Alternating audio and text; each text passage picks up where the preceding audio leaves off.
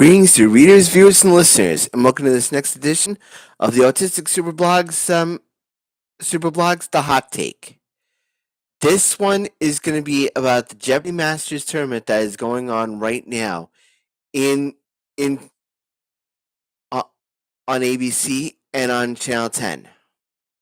I just want to say that I just want to explain that just as a game show fan, I have been very much intrigued with what's been going on with Jeopardy. I mean, how they've constructed this Masters tournament, how they've constructed everything that's been going on right now when it comes to Jeopardy. I did something on Facebook a while ago to kind of give my live thoughts on it, but now at week one's in the books, I wanted to kind of give like a little bit more time to kind of give my opinions on it. And the and the and what the situation is that I've shared a link in the chat as to where we are right now, and I got to be honest with you. As a game show fan, I am super excited about this, and I know I'm not the only one. I also have to say I also have to give a shout out to Christian Carrion and the people at BuzzerBlog for doing a phenomenal series on Tell Us About Yourself, which is all about game show contestants. And I'm sure Jeopardy will not be off that list. And they also he also works with two other individuals from the people from Tell Us What They Want or Tell Them What They Want, which I miss dearly as a game show fan. Because I know that the guys would probably be in agreement with me to say that they're not alone. As a game show fan, I am excited. I mean, I know I've said this often enough, but it has just been a masterclass to see this tournament come on down. Pardon the pun. But it has really like sharpened everyone on Jeopardy, not just the players, but also us as well, because of how the tournament's structured. This is a brand new format that has never been done before, and I would not be surprised to see it come back in the future episodes. One of the just one of the hot takes, pun intended, when it comes to the Jeopardy set, when it comes to the future Jeopardy with its 40th year coming up.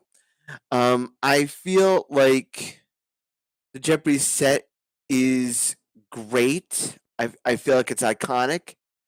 I feel like it's something that really speaks, but it really does well in prime time, where you really feel like it's got a polish to it. A polish to it that yes, it has on regular Jeopardy in prime in where it is, but I mean like in prime time, it feels like they've polished it up a little bit. And I supremely love that.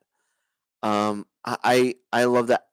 I love that attention to detail so much. And one of the things I've noticed is that the colors for the clues are different. Like not different like in some pink or red or anything else like that kind of way, but I mean like there's a slightly there's a hue between darker and lighter between those two, and it really has made it's just something that I've noticed, and it's one of the things that I like about Jeopardy is that it's classic, but it's also something that's very it's timeless in its own way. It's kind of like The Price is Right and Wheel of Fortune. I hope that they keep that for the 40th anniversary of Jeopardy. Would not be such a bad idea for them to do that. But just going on the I know people want to talk about the Miami Bialik situation. I am not going to talk about that because there's got to be something more to it than that. There's got to be more to the story that people are making it out to be. So just I want to just leave it at that. But As I look at the rankings as of right now, we have James Holzhauer in first place, Andrew He in second place, Mateo Roach in third place, with Matamodio, Amy Schneider, and Sam Buttrey lead bringing up the rear in fourth, fifth, and sixth place respectively. I feel like it's a great thing to really like see this kind of competition happening, because if I look at James Holzhauer's tiebreaker score, it's 138,800. The lowest you have, with the next one being in the five figures, with 90,200 by Andrew He. I mean, and I feel like part of that is because of the level of strategy, the level of prestige that all these champions bring in their own way. Because I feel like they've learned from each other, they got a chance to study each other, so they have their own ways of doing things. One of the things that I felt like did some harm, and it did some harm from James Holzhauer when it came to something like this, is that he bet big and he bet big and lost big. That's kind of the whole. That's just one of the things that I appreciate about it. That they're willing to go all gutsy. They're willing to go all gung ho.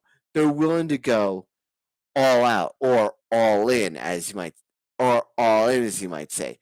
But the one thing I like about that is that it kind of shows how serious they're taking it. And as a game show fan, as a Jeopardy fan, this is something that I'm sure we could all appreciate. Um, and again, with the 40th anniversary of Jeopardy now upon us, this could also mean something that could be inspired for other tournament champions, for other series that are going on.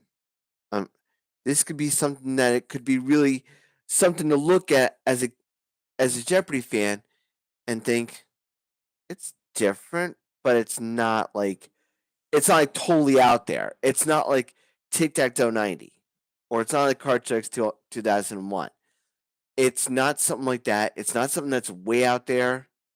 It's something that makes Jeopardy a sport, but it's also something that makes Jeopardy watchable. It makes it fresh.